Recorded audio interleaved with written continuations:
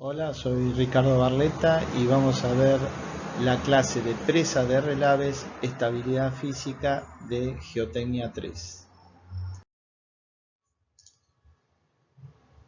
Dentro de los temas que se van a ver hoy, tenemos funcionamiento, tipos y clasificaciones de relaves, granulometrías típicas de relaves, etapas constructivas, análisis de estabilidad física que incluye análisis de filtraciones, análisis de estabilidad de taludes, análisis de tensiones de formaciones en el cuerpo de la presa, factores de seguridad requeridos y calculados, la auscultación que debe tener una presa de relaves, presas de relaves en Argentina, vamos a ver algunas, y una etapa que es muy importante es la etapa de cierre de presas de relaves.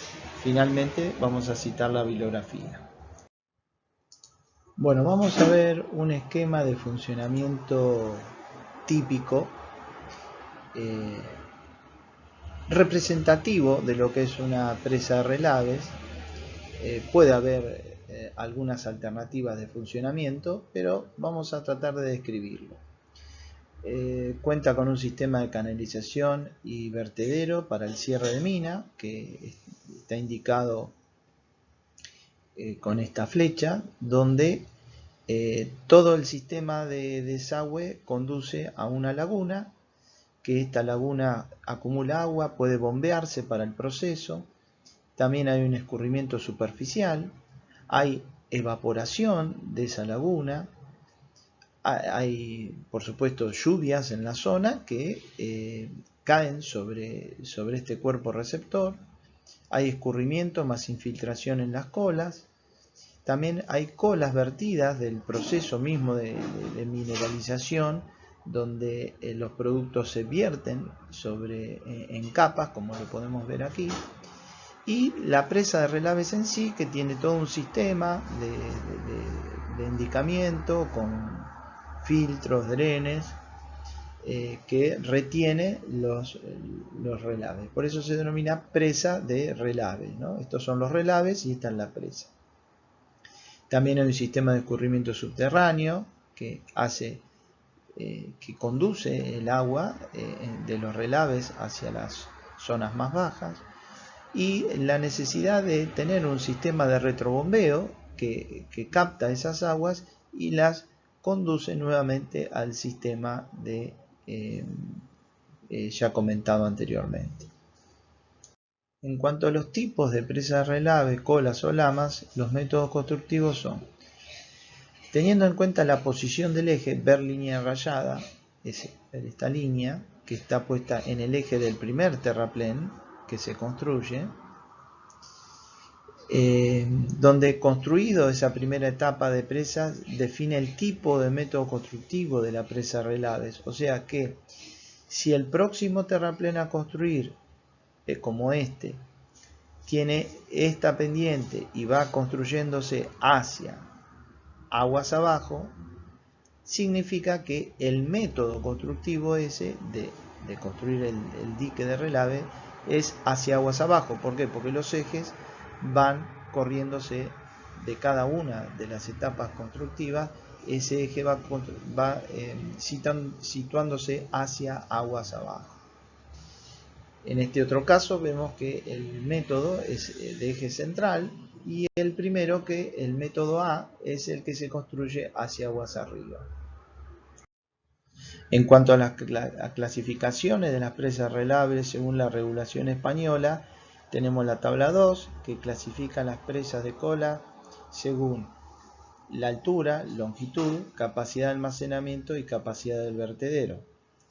También hay clasificación de presas de cola según su riesgo potencial, teniendo en cuenta la categoría, el daño y vidas y propiedades afectadas.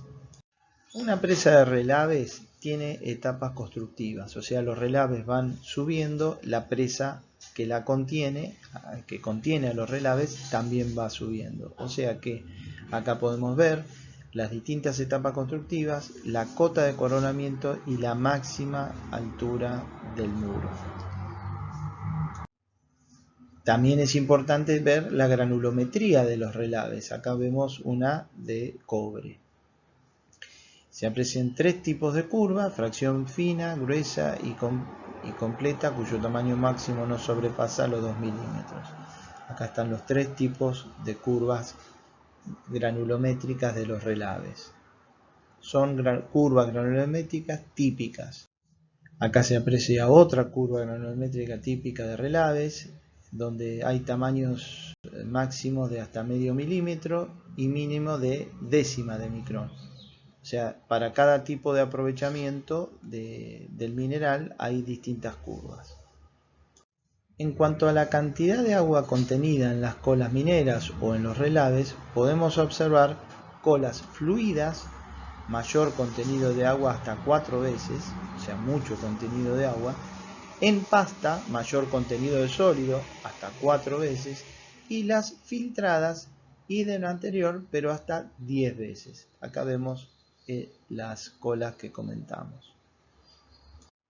En cuanto a la estabilidad física, comprende el análisis de filtraciones a través del dique de colas y su fundación, como esta red de escurrimiento; el análisis de estabilidad de taludes por el método de las fajas; y análisis de tensiones de formaciones con algunos de los modelos que ya vamos a ver.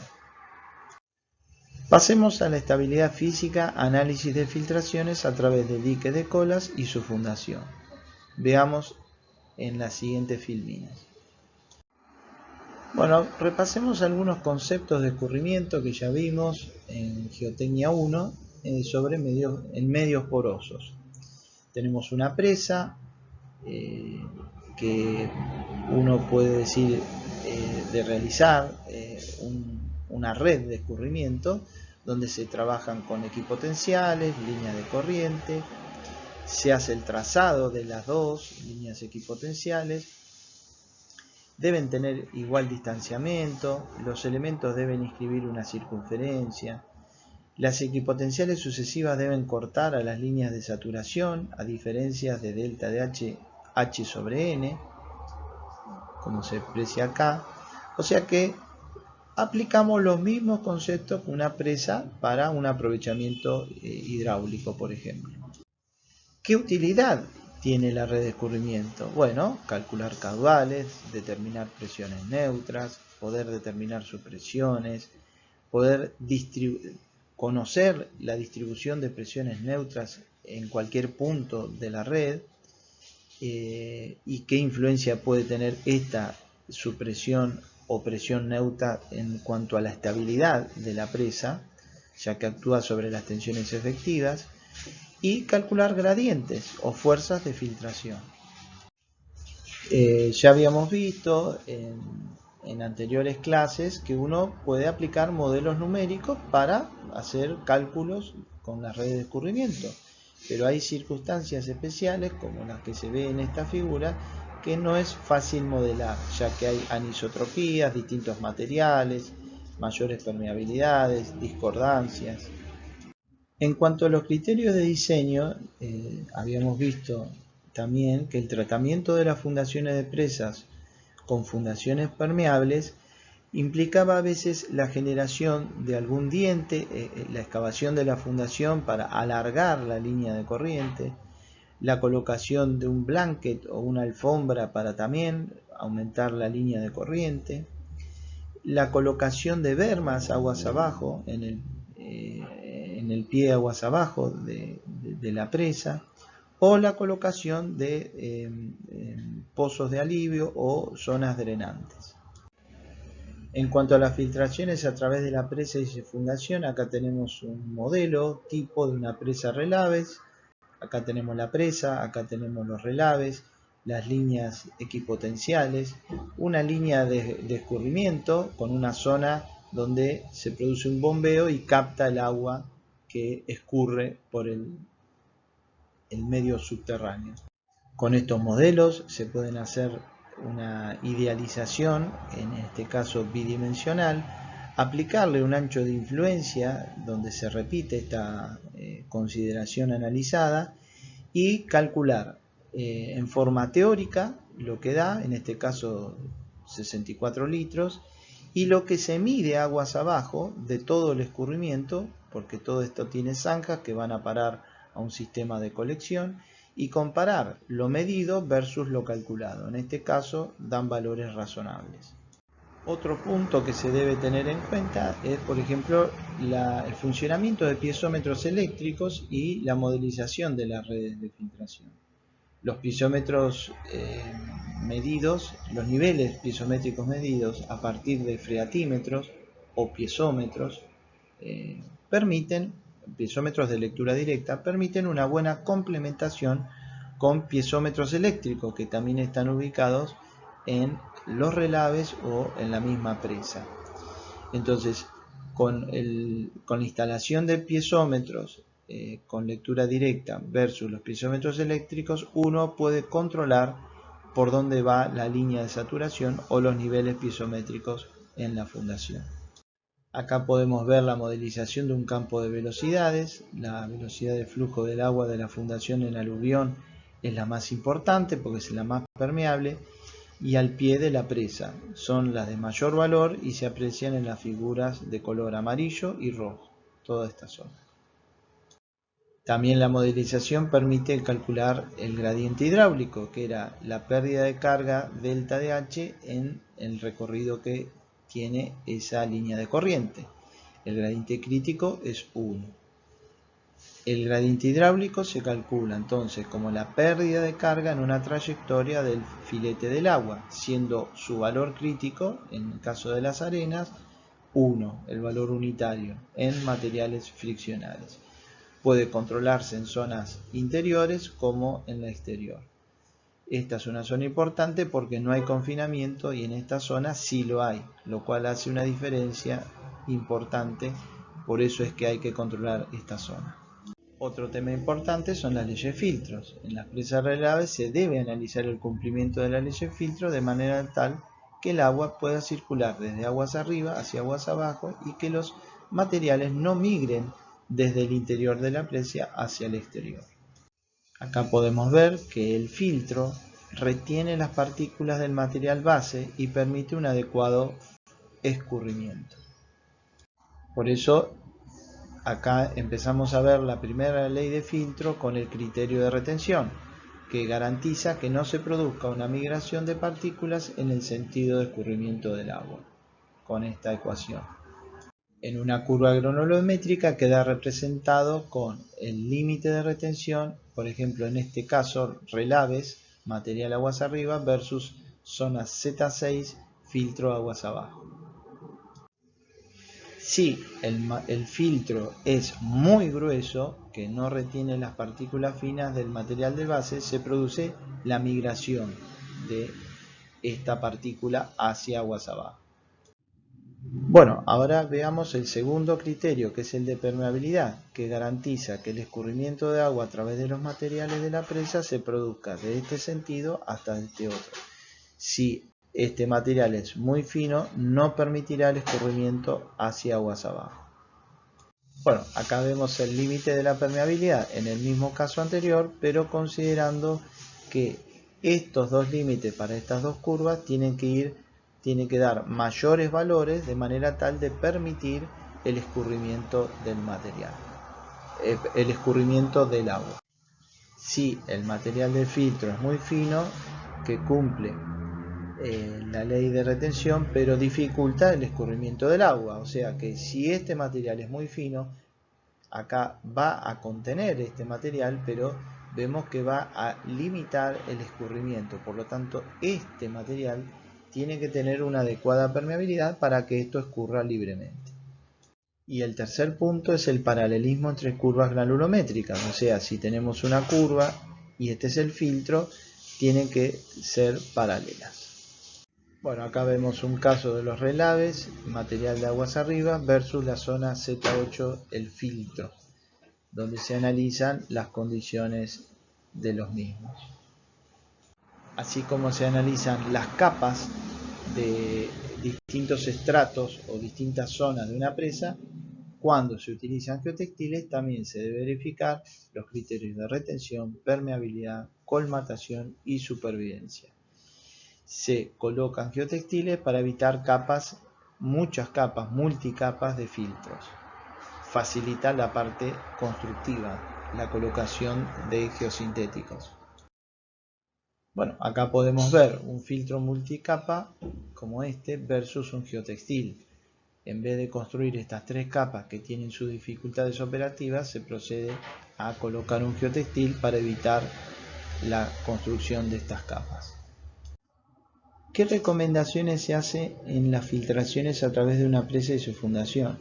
Contar con análisis hidrométrico de los materiales finos, monitoreo de la presa para verificar si existen anomalías en los drenes y en los filtros, análisis de agua de percolación evaluando arrastre de finos, medición de la turbidez, volumen, peso de sedimentos y análisis químicos, y lectura de piezómetros eléctricos existentes y tipo Casagrande.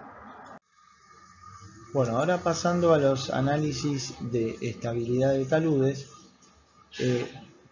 quiero mostrarles los distintos tipos de análisis de estabilidad requeridos.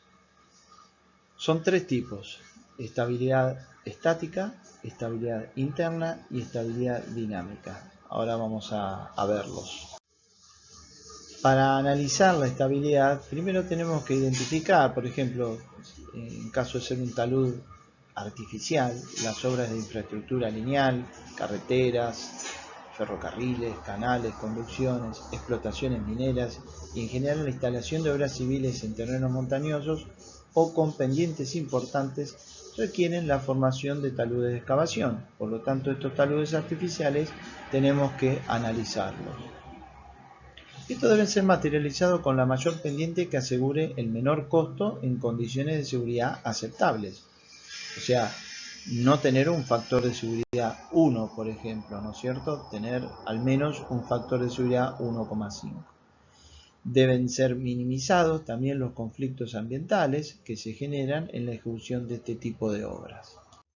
Como vemos en esta figura, la altura del talud está en función de la pendiente, el material que compone el macizo rocoso y dependencia de la existencia o no y de las discontinuidades y su orientación. Las fallas en materiales homogéneos como en suelo, una falla circular, ocurre en materiales muy fracturados o suelos, rocas débiles. Se sigue la teoría de la mecánica del suelo. Puede ser falla talud infinito, ocurre en materiales homogéneos sin cohesión. Resulta el menor coeficiente de seguridad en suelos friccionales, arenas y gravas limpias. Acá podemos ver algunos casos de fallas circulares, a otros también con fallas circulares con algunas discontinuidades. La falla circular va a estar dada por un factor de seguridad, donde se relacionan en el numerador las fuerzas resistentes dividido de las fuerzas solicitantes. Acá podemos ver la falla de un talud infinito con el análisis de fuerza en un pequeño segmento, dando un factor de seguridad en suelos friccionales cuando la cohesión es 0.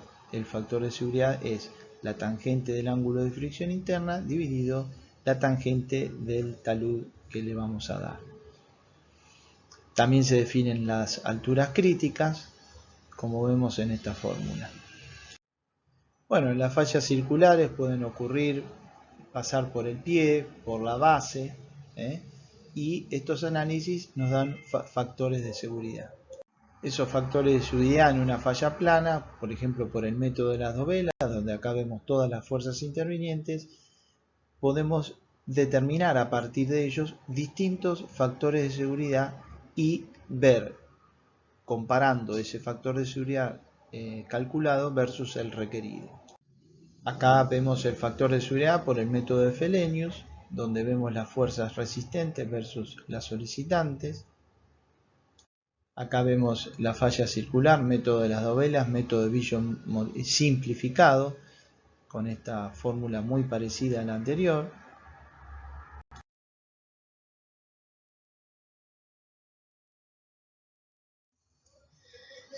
Un efecto importante es el agua dentro del mismo suelo, cómo se comporta. Y el agua capilar podemos ver acá la incidencia que tiene. En el gráfico se muestran valores de distintas alturas para distintos materiales, y nótese que en el caso de las arcillas la ascensión capilar alcanza 10 metros. Por lo tanto, el efecto del agua dentro de un talud debe analizarse porque podemos estar considerando distintas fuerzas que van a afectar a la estabilidad del mismo talud. Es recomendable usar modelos numéricos donde pueden sacar las distintas tensiones, las presiones totales, las presiones neutras, las presiones efectivas, con distintas condiciones en cada capa de suelo, donde se puede hacer un análisis exhaustivo y hacer cálculos mucho más precisos.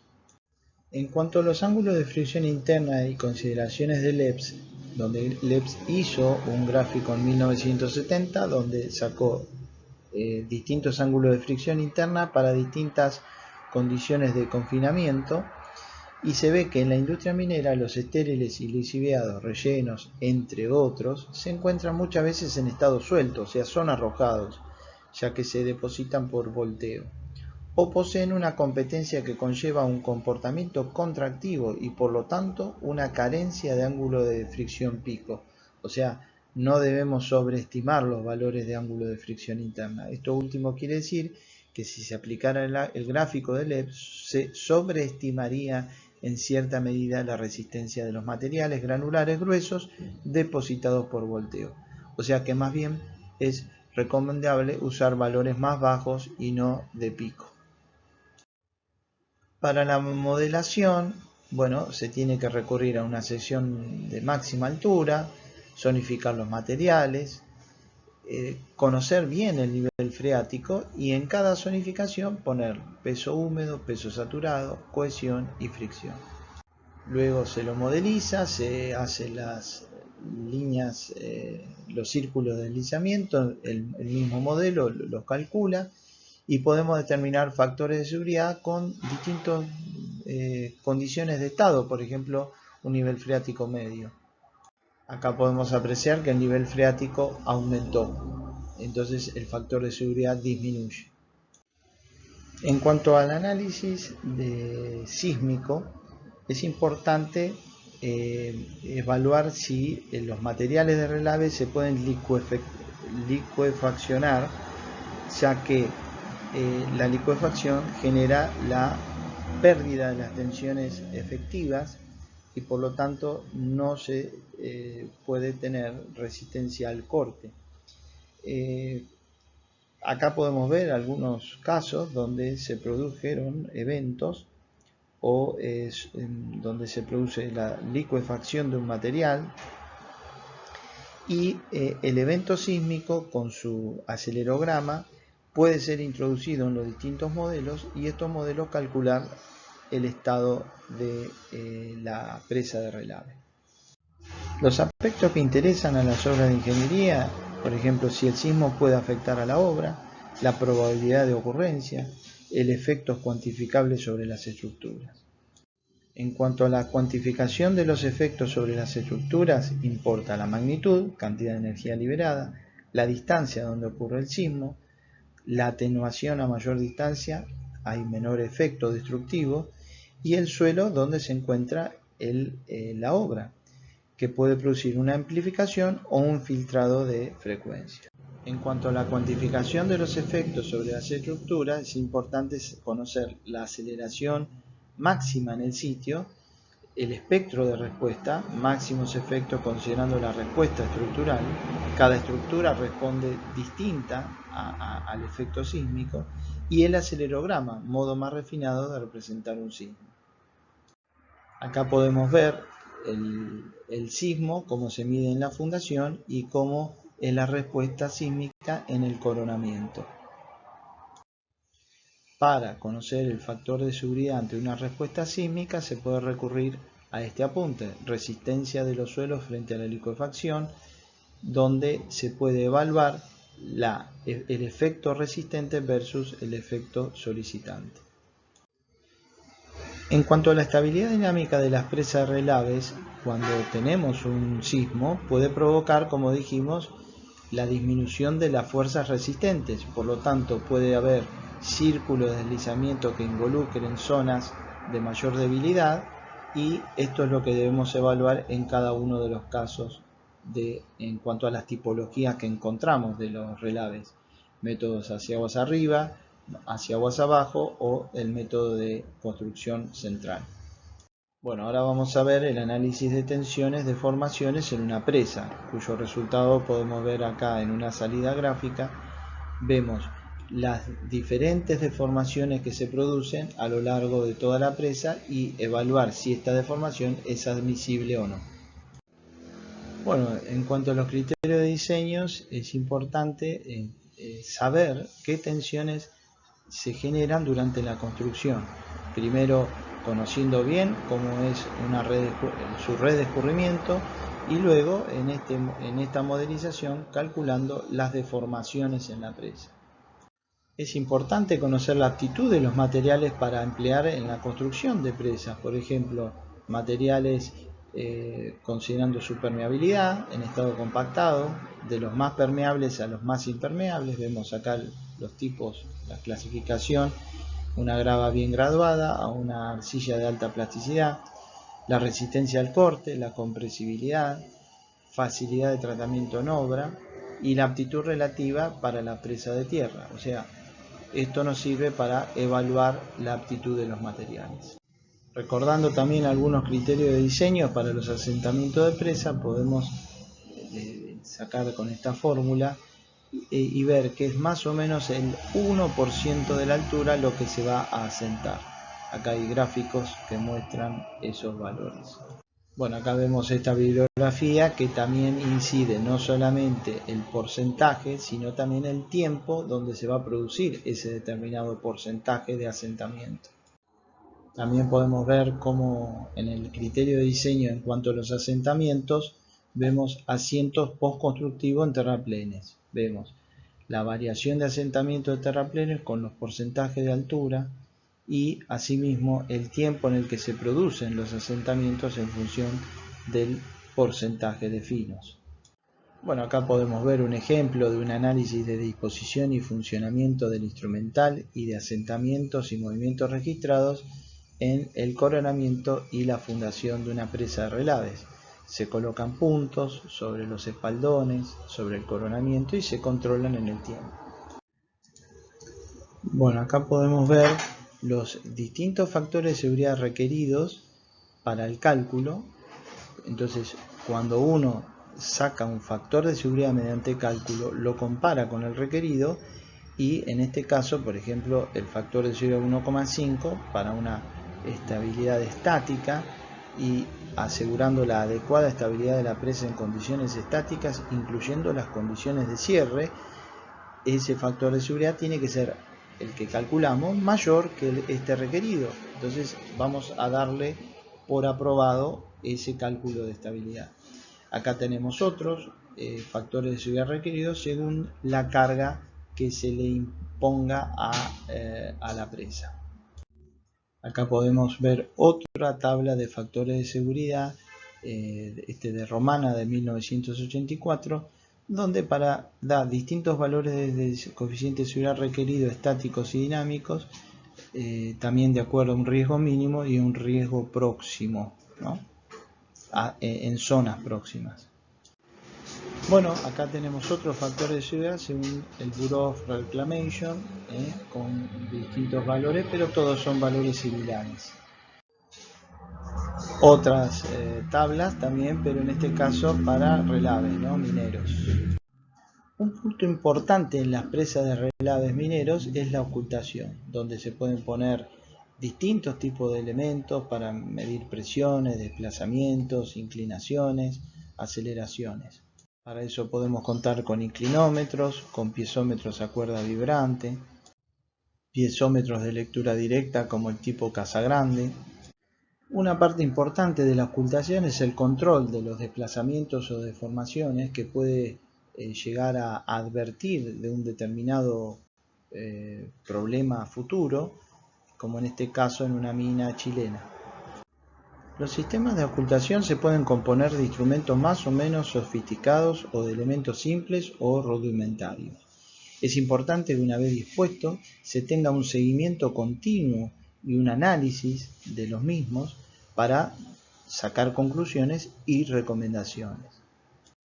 Por ejemplo, la ocultación no debe faltar la observación de la filtración en el espaldón de aguas abajo, medir los caudales en vertederos, inspeccionar el agua si sale clara o viene con sólidos, medir piezómetros eléctricos, freatímetros y analizar los datos topográficos de los prismas o de los puntos fijos instalados en los coronamientos de la presa y en el talud aguas abajo.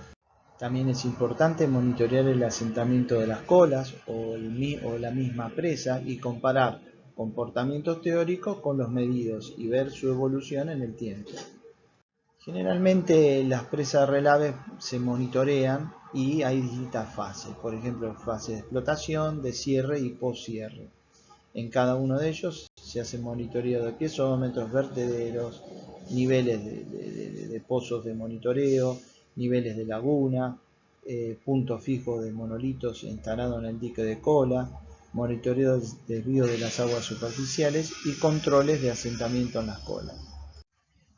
Dentro de la ocultación, como dijimos, es importante la colocación o la medición de acelerógrafos que pueden ser en el basamento, en la fundación y en el coronamiento, ver cómo contrastan estos dos valores de aceleración registrados y todo este sistema debe estar centralizado con un sistema de ocultación de manera tal que todos estos datos sean registrados en una nube de puntos y telemedidos desde algún lugar donde se pueda establecer, en caso de ser necesario, un sistema de alerta ante cualquier evento potencial de riesgo.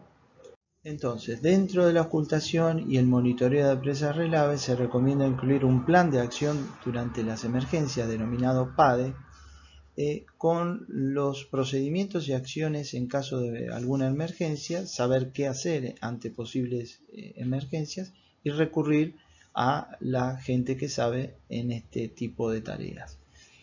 En cuanto a lo que es la información, permitirá a las dependencias gubernamentales y de servicios planificar y coordinar todos los esfuerzos. Por último, implementar un sistema de ocultación, como dijimos, con piezómetros, caudalímetros, monolitos, acelerógrafos, placas acentimétricas y todo otro instrumental que pueda utilizarse desde el punto de vista físico y químico, de manera tal de tener un monitoreo periódico de los mismos y tener un sistema de alerta ante cualquier evento. Bueno, acá podemos ver un ejemplo típico de cómo se monitorea una presa con todos los instrumentos.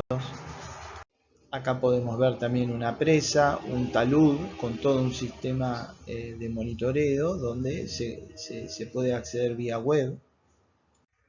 Y en este gráfico, en este mapa de Argentina, están señaladas las principales almacenamientos de residuos mineros en la Argentina. Vemos que hay unos cuantos importantes y la importancia del seguimiento de estas presas.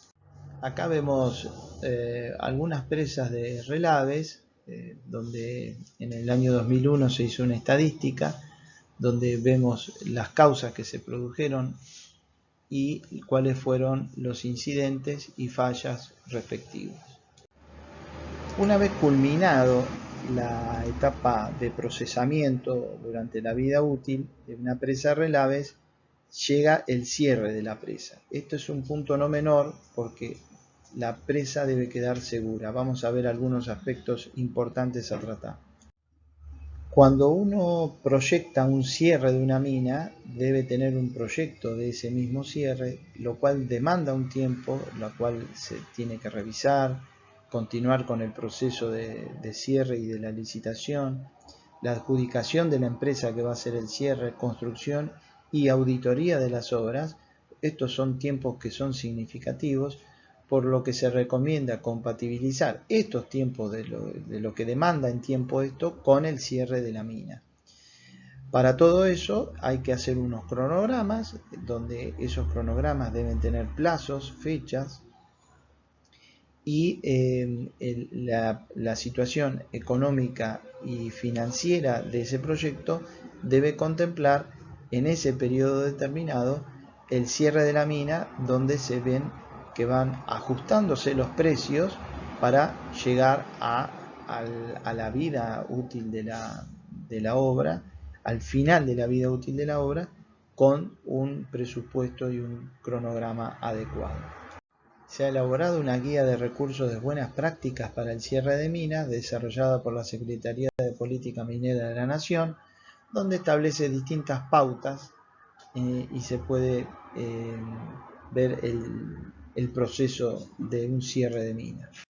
Esa guía de recursos de buenas prácticas para el cierre de mina tiene que tener garantías financieras, o sea, quién va a asumir el cierre de mina. Tienen que estar identificados todos los costos, acá vemos todos los costos que hay que tener en cuenta. Una parte importante es el certificado final de cierre, o sea que se aprueba cómo va a ser el cierre de mina, teniendo en cuenta todos los aspectos físicos, químicos, biológicos, sociales del sitio, ¿no? Cuando no se llevan a cabo estas buenas prácticas, pueden suceder roturas de presas como la de Vale en Brasil. Acá les dejo una dirección de manera tal de ver cómo se rompió, y en estas dos fotos vemos el antes y el después de la rotura. Por último les dejo la bibliografía consultada para hacer este apunte.